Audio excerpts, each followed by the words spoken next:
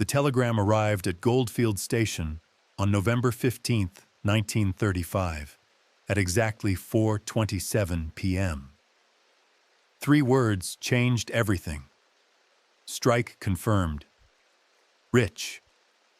This message would become the final communication from 3 experienced prospectors who had ventured into Nevada's Humboldt Range, carrying nothing but pickaxes, determination, and dreams of striking it rich during America's most desperate economic chapter.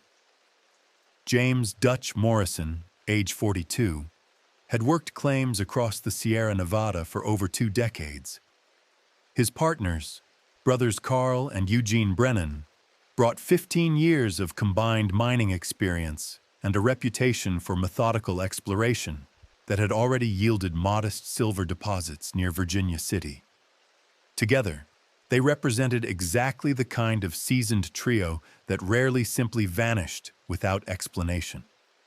The November of 1935 marked the tail end of mining season in the high desert country north of Tonopah. Winter storms could trap unwary prospectors for months, and experienced miners like Morrison and the Brennan brothers understood this timeline intimately. Their supply cache included provisions for 6 weeks maximum, enough to work their claim and return to Goldfield before the first serious snowfall. But November passed. December arrived with its bone-cutting winds. January brought silence. Local mining registrar William Hadley noted in his logbook, "Morrison party, no return by expected date Jan 5, weather prohibitive for search." The entry, written in careful script, represented the last official acknowledgement of 3 men who had simply stepped into the Nevada wilderness and disappeared. Hey, before we dive deeper into this mystery, drop a comment and let me know where you're watching from and what time it is there right now. And if this story's already got you hooked, smash that like button and hit subscribe. Trust me, you'll want to catch every twist in this case. Search parties that spring found their base camp intact. Coffee still sat in the pot, now frozen solid. Personal effects remained undisturbed. Even their mules had wandered back to the staging area, still carrying empty pack frames. But the prospectors themselves had vanished as completely as morning frost under desert sun. The claim they'd been working, a narrow canyon cut deep into metamorphic rock about 12 miles northeast of their camp, showed clear signs of recent excavation. Fresh tool marks scarred the canyon walls. Ore samples lay scattered near a primitive assay station they'd established. Yet despite obvious evidence of intensive work, no significant mineral deposits were apparent to the search teams. What troubled the searchers most wasn't what they found, but what they didn't find. No bodies, no equipment, no indication of struggle or accident. The 3 men had simply ceased to exist somewhere between their jubilant telegram and the harsh reality of a Nevada winter that claimed no victims, because there were no victims to claim. Mining records from 1935 list the Morrison claim as abandoned, no extraction permit filed. The paperwork, filed by Territorial Clerk Amanda Ross, contained a handwritten notation that would prove prophetic. Recommend survey before reassignment. Unusual geological features noted. But what geological features could make 3 experienced prospectors disappear without trace? The canyon walls held secrets that wouldn't surrender easily. And 90 years later, those secrets would emerge in a way that challenged everything anyone thought they knew about the fate of Dutch Morrison and the Brennan brothers. The wind through Morrison Canyon carries sounds that don't belong. Whispers of metal against stone, echoes of voices long since stilled. Understanding what happened to the Morrison party requires stepping into the geological puzzle that drew them to this remote corner of the Humboldt Range in the first place. Morrison Canyon cuts through Precambrian schist formations that date back over 600 million years. These ancient rocks, twisted and compressed by countless geological upheavals, create natural pockets where precious metals concentrate in veins so rich they gleam even in candlelight. Dutch Morrison had studied geological surveys from the 1880s that identified this area as promising for silver extraction with possible copper and turquoise deposits. The canyon itself spans roughly 300 yards from mouth to terminus, narrowing progressively until the walls stand barely 10 feet apart at the deepest point. Water flow carved this passage over millennia, creating smooth stone surfaces that amplify even the smallest sounds. A dropped pebble becomes thunder. Footsteps echo for minutes. Mining historian Dr. Patricia Kellerman examined the site in 1987 as part of a broader survey of Depression-era claims. Her field notes describe extensive evidence of systematic excavation along the north wall, approximately 200 yards from canyon mouth. Tool marks suggest power drilling equipment, unusual for prospectors of limited means. Power drilling equipment. In 1935, this represented significant investment. Portable pneumatic drills cost more than most miners earned in 6 months. Where had Morrison and the Brennans acquired such machinery? Their supply manifest, filed with the Goldfield Mining Office, listed only hand tools and basic provisions. Dr. Kellerman's survey revealed another anomaly that previous searchers had missed. The excavation site showed clear evidence of recent construction work. Not mining, but building. Stone chips scattered around the work area contained traces of mortar mixed with crushed turquoise, a binding agent that created a distinctive blue-green tint when properly prepared. But mortar suggested permanent construction. Prospectors built temporary shelters, lean-tos, maybe canvas-covered, frames for equipment storage. They didn't construct stone walls requiring specialized binding agents. The assay samples found at the site told their own story. Ore specimens contained silver concentrations of nearly 40%, extraordinarily rich by any standard. A single cartload of such material would have set the prospectors up for life. Yet despite clear evidence of successful extraction, no ore had been removed from the canyon. Local Shoshone elder Thomas Crow Dog, interviewed by Nevada Historical Society researchers in 1963, shared stories his grandfather had passed down about Morrison Canyon. The old ones called it the place where earth swallows sound, Crow Dog explained. They said spirits gathered there when the walls grew too close together. Spirits gathering where walls grew close. The Shoshone had avoided Morrison Canyon for generations, long before Dutch Morrison ever set foot in Nevada. Perhaps they understood something about the geological peculiarities that modern miners dismissed as superstition. Perhaps they recognized that some places in the earth simply weren't meant to be disturbed. By spring of 1936, the Territorial Mining Authority had classified the Morrison claim as permanently abandoned. No subsequent prospectors filed permits for the area. The canyon returned to its ancient silence, keeping whatever secrets lay buried in its stone walls. But secrets have a way of surfacing when least expected, and Morrison Canyon wasn't finished revealing what it had claimed 90 years earlier. Hiking boots crunch through crystalline snow, while headlamps slice through pre-dawn darkness, illuminating breath clouds that hang in the February air like trapped spirits. This scene from February 14th, 2025, would shatter 90 years of silence and transform Morrison Canyon from forgotten footnote into active crime scene. Sarah Chen and Marcus Webb, both experienced backcountry hikers from Reno, had planned a 3-day winter trek through the Humboldt Range. Chen, a geological survey technician, chose the route specifically to document remote mining sites for her master's thesis on Depression-era extraction methods. Webb, a freelance photographer, tagged along to capture images of abandoned claims reclaimed by desert wilderness. Neither expected to make the discovery that would reopen one of Nevada's oldest unsolved disappearances. They reached Morrison Canyon at approximately 7:15 a.m., following GPS coordinates Chen had extracted from 1930s mining records. The canyon mouth appeared exactly as described in historical surveys, a narrow cleft between towering schist walls that seemed to swallow sound the moment they stepped inside. "The silence hit us first," Chen later told investigators. "Not just quiet, actual silence. Even our voices seemed muffled, like the rocks were absorbing everything."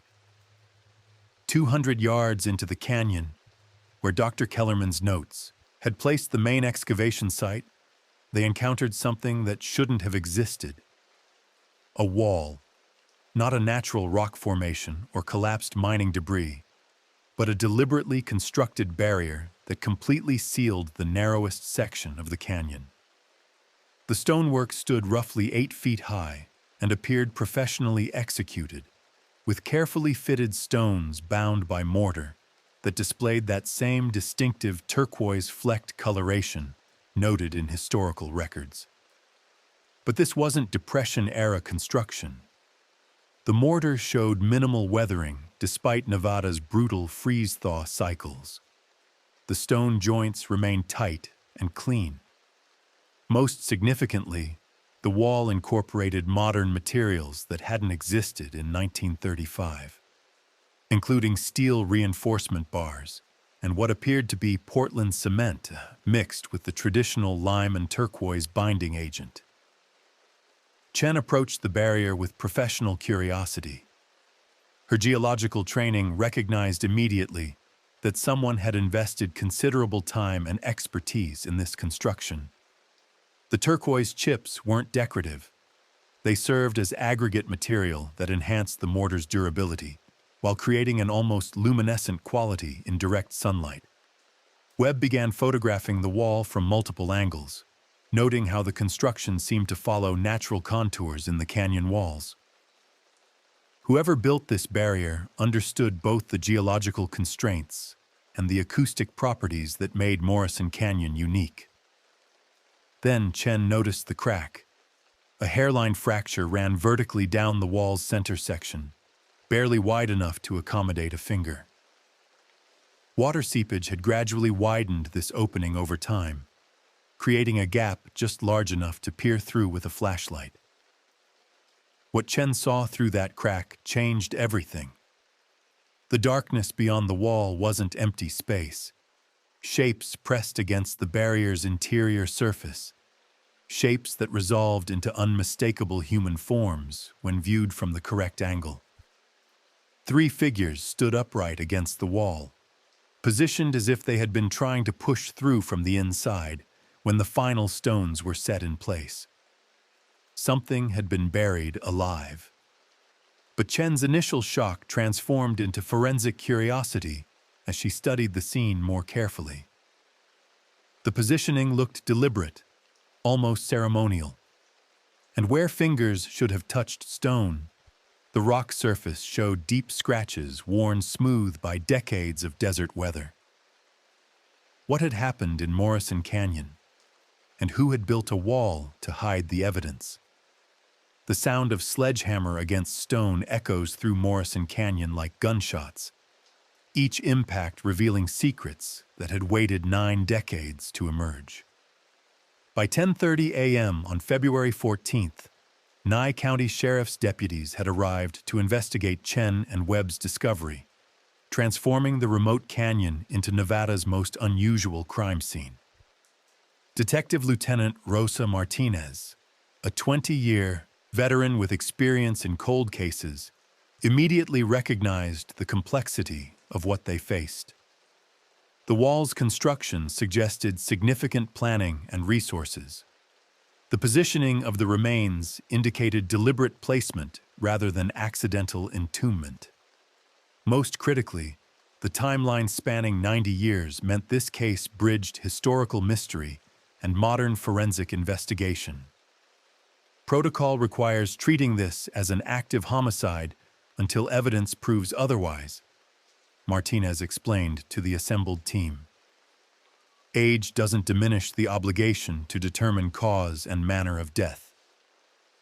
The controlled demolition began at the crack Chen had discovered, carefully removing stones to preserve both the wall's construction details and whatever evidence lay beyond. Each piece was photographed, catalogued, and examined for tool marks or other identifying characteristics. As the opening widened, powerful LED work lights illuminated the space behind the barrier for the first time since its construction. What they revealed challenged every assumption about the Morrison party's disappearance. The three skeletons stood upright against the wall's interior surface, positioned shoulder to shoulder in a row. Their clothing had largely disintegrated, but metal artifacts remained in place. Belt buckles, boot eyelets, and what appeared to be mining tools still clutched in bony fingers. Most significantly, each skeleton displayed the same pattern of damage to their finger bones, worn flat against the stone as if they had clawed desperately at the barrier. But the forensic details told a more complex story than simple entombment. Nevada State Medical Examiner Dr. James Rehnquist arrived that afternoon to conduct preliminary examination of the remains. His initial assessment raised questions that complicated the straightforward narrative of three men walled up alive. The positioning is inconsistent with panic behavior, Dr. Rehnquist noted in his field report.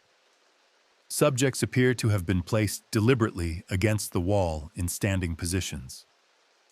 Skeletal articulation suggests they were already deceased when positioned. Already deceased when positioned. This transformed the wall from execution chamber into elaborate tomb. Evidence bags began accumulating as the excavation continued. A pocket watch stopped at 11:43. Mining tools that matched descriptions from 1935 supply manifests. Personal effects including a leather wallet containing a photograph of a woman and child, presumably Dutch Morrison's family back in California. But the most significant discovery came from a careful examination of the space itself. The area behind the wall wasn't a natural cave or mining shaft. Someone had excavated this chamber specifically to accommodate three standing figures, carving precise niches into the canyon wall that matched the exact height and build of Morrison and the Brennan brothers. The workmanship showed the same professional quality as the barrier itself. What troubled investigators most was the absence of any assay equipment or ore samples in the burial chamber. According to their final telegram, the prospectors had confirmed a significant strike, yet their mining tools showed minimal wear, and no extracted material was found anywhere in the expanded search area. Had someone killed Morrison and the Brennans for their discovery, then constructed this elaborate tomb to hide the evidence? Or did the truth behind their disappearance involve something more complex than simple robbery? The answer lay in a single artifact that almost escaped notice. A small leather pouch wedged behind the center skeleton's ribcage, positioned as if hidden intentionally before the final placement. The missing assay satchel. But when investigators opened that pouch, they discovered contents that transformed this historical mystery into something far more dangerous and far more contemporary than anyone had anticipated. Gloved hands tremble slightly as they extract folded papers from cracked leather, documents that survived 90 Nevada winters to reveal a conspiracy spanning nearly a century. The assay satchel hidden behind Dutch Morrison's remains contained more than ore samples and mineral surveys. It held evidence of a discovery that powerful interests had been willing to kill for. Detective Martinez opened the weathered pouch in the controlled environment of the Nye County Forensic Laboratory, using conservation techniques typically reserved for museum artifacts. The leather had protected its contents remarkably well, aided by the dry desert climate and the sealed chamber that had entombed it. The first item was Morrison's field notebook, written in pencil that remained clearly legible despite decades of storage. His entries from November 12th through 14th, 1935, documented not just a silver strike, but something far more valuable. Nov to 12, Carl found the main vein 20 feet down north wall. Silver content remarkable, but Eugene spotted blue-green crystals in adjacent formation. Need proper assay. Nov 13, confirmed. Not just turquoise, high-grade copper ore with rare earth elements. Could be worth fortune if extraction feasible. Nov 14, visitors arrived. Government men asking questions about our claim. Told them nothing, but they seemed to know about the copper already. How? Government men. In 1935, federal interest in mineral extraction focused primarily on strategic materials essential for national defense. Copper ranked high on that list, but rare earth elements were barely understood by most miners of the era.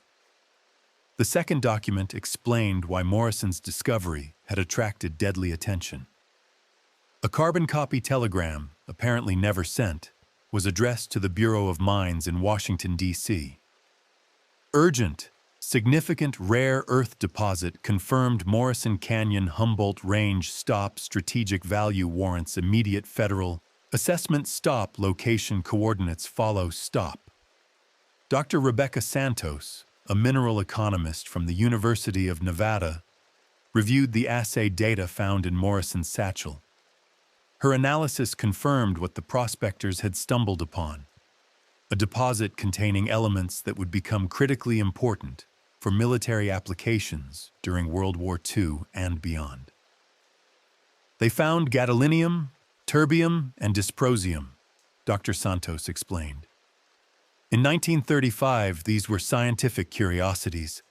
By 1940, they were essential for radar systems and nuclear research. Today, they're worth more than gold. The final document in the satchel provided the most chilling evidence. A handwritten note, apparently authored by Dutch Morrison in his final hours. They came back tonight. Not government, private men working for mining syndicate. Offered to buy claim for fraction of true value. When we refused, they said accidents happen to stubborn prospectors. Carl and Eugene want to fight. I think we should run. If something happens to us, Anna knows where to find this. Anna, presumably Morrison's wife, mentioned in his personal effects. Had she ever received word of what happened to her husband? Did she spend years wondering why he never returned from Nevada? The implications grew more disturbing as investigators traced the mining syndicate referenced in Morrison's note. Corporate records from the 1930s revealed a complex web of shell companies and front organizations, many connected to industrial interests that would profit enormously from exclusive access to rare earth deposits. But the most shocking discovery came when forensic accountants traced these corporate entities through decades of mergers and acquisitions. The syndicate that had apparently ordered Morrison's death had evolved into Meridian Resource Group, a contemporary mining conglomerate with current operations throughout Nevada. Meridian Resource Group, headquartered in Las Vegas with extraction permits, covering millions of acres across the American Southwest. A company that had somehow maintained exclusive access to rare earth deposits for nearly a century, despite never publicly acknowledging the Morrison Canyon site. Sheriff Martinez faced a troubling question. How much had Meridian known about the location of Morrison and the Brennan brothers' remains? And had they been monitoring the site all these years? waiting for someone to discover what they had hidden behind that turquoise-flecked wall. The investigation was about to take another turn that would bring 90-year-old murders crashing into present-day corruption. Because Meridian Resource Group wasn't just connected to the historical crime, they were actively working to cover it up.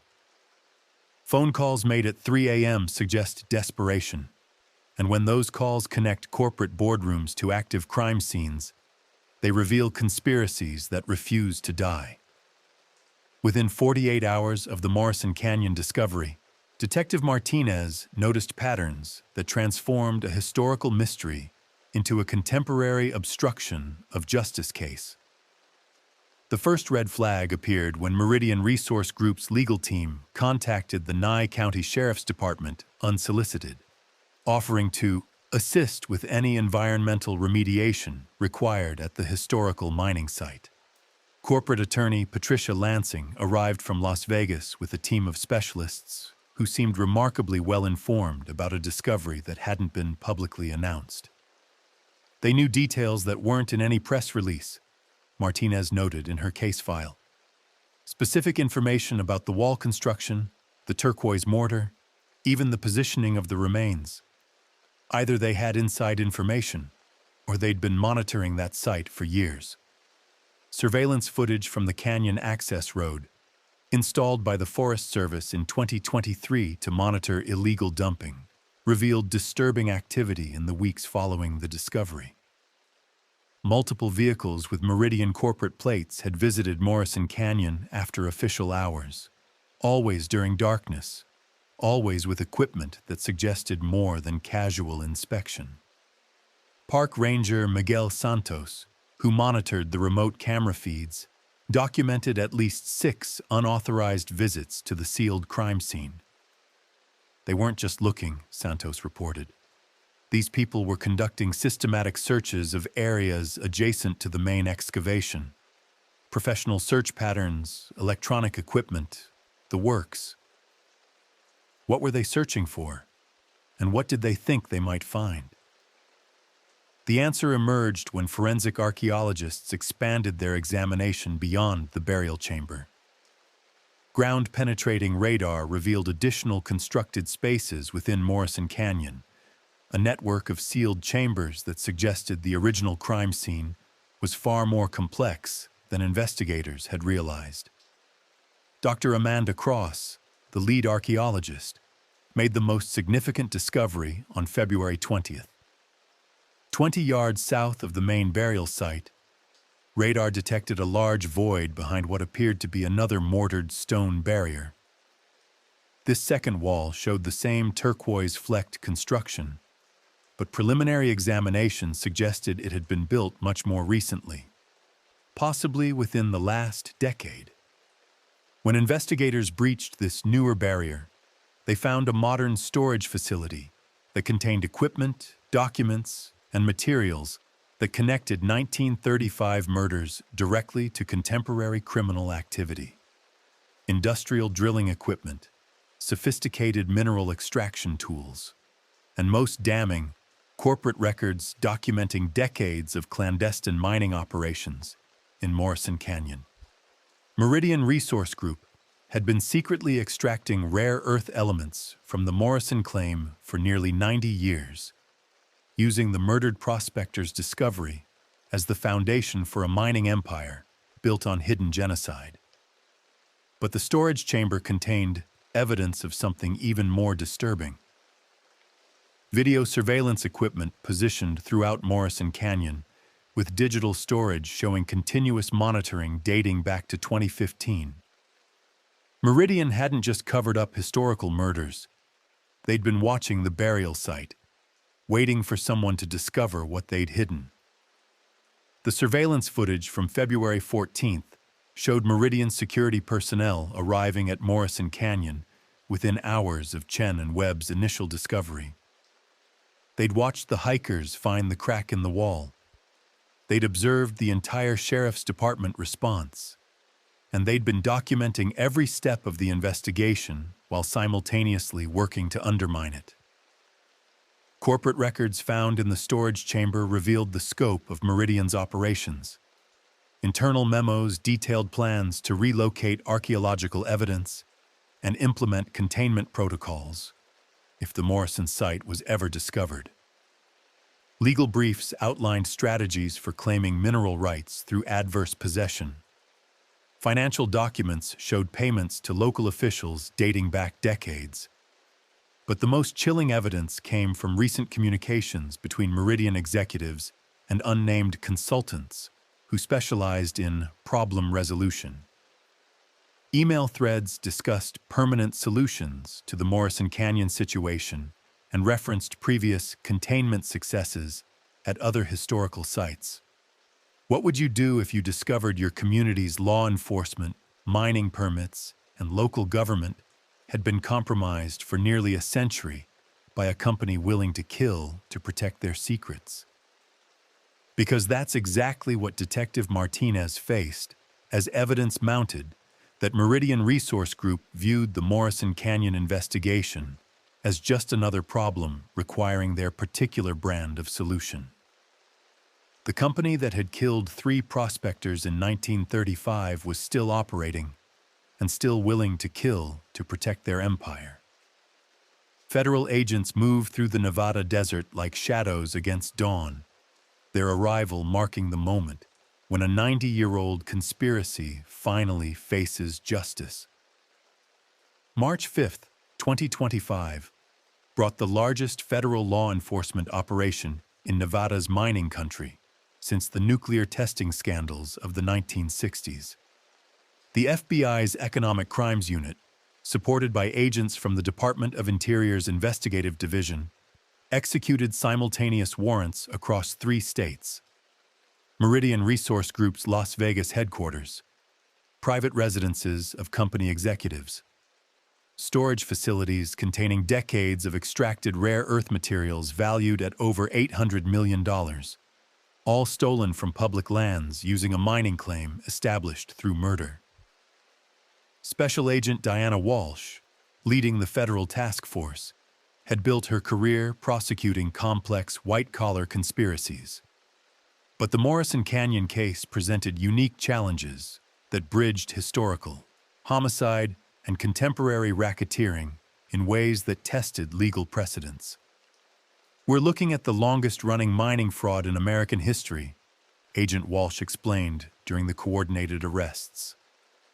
3 murders in 1935 enabled nearly a century of systematic theft from federal lands. The criminal enterprise never stopped.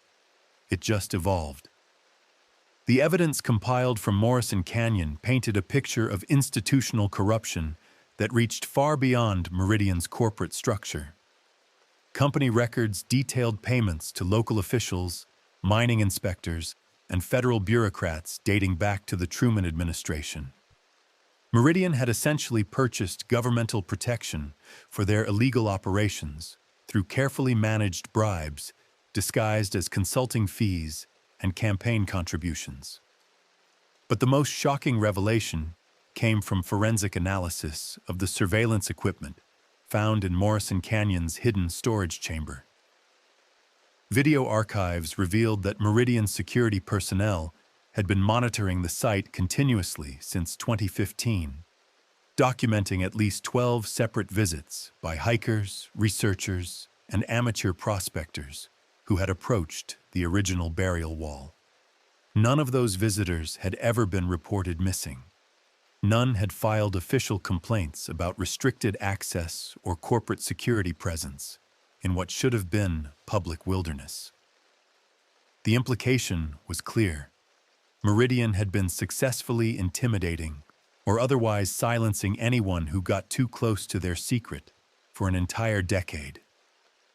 Dr. James Rehnquist's final autopsy report on Morrison and the Brennan brothers provided crucial evidence for federal prosecutors. The skeletal remains showed clear signs of blunt force trauma consistent with deliberate homicide. More significantly, isotope analysis of bone fragments confirmed the victims had lived their final weeks in Morrison Canyon, subsisting on limited rations while under duress. They were held captive before they were killed, Dr. Rehnquist concluded, probably forced to reveal details about their discovery before being executed and positioned in that burial chamber. The federal grand jury convened in Las Vegas heard testimony from dozens of witnesses spanning multiple generations. Anna Morrison's granddaughter, now 83, testified about family stories describing her grandfather's final telegram and subsequent disappearance. Retired Forest Service employees described decades of unexplained restrictions around Morrison Canyon. Former Meridian employees detailed internal corporate policies for protecting strategic assets through any means necessary. On June 15, 2025, the grand jury returned indictments against 17 current and former Meridian executives on charges ranging from conspiracy to commit murder to ongoing violations of federal mining laws. The indictments represented the largest prosecution of corporate homicide in American legal history. But perhaps the most important outcome came from policy changes implemented by the Department of Interior. The Morrison Canyon case exposed how easily criminal enterprises could operate on public lands when sufficient resources were applied to corrupting oversight mechanisms. New regulations now require independent monitoring of all mining operations on federal property, with random inspections conducted by agents specifically trained to detect signs of unauthorized extraction. The rare earth deposit that Dutch Morrison and the Brennan brothers died protecting has been placed under federal protection as part of a strategic mineral reserve. Their discovery, worth billions in contemporary markets, will benefit the American people rather than the corporate interests that murdered them for it. Morrison Canyon itself has been designated a national memorial site. Visitors can now see the reconstructed burial chamber where 3 prospectors made their final stand against industrial greed. A plaque commemorates their sacrifice and warns future generations about the price of allowing corporate power to operate without accountability. But some secrets refuse to stay buried. Local Shoshone tribal members report that Morrison Canyon still carries sounds that don't belong. Whispers of voices calling out warnings about other hidden sites, other buried evidence, other companies that learned from Meridian's mistakes and adapted their methods for contemporary times. We're only scratching the surface. The next case is even darker. Subscribe before it drops.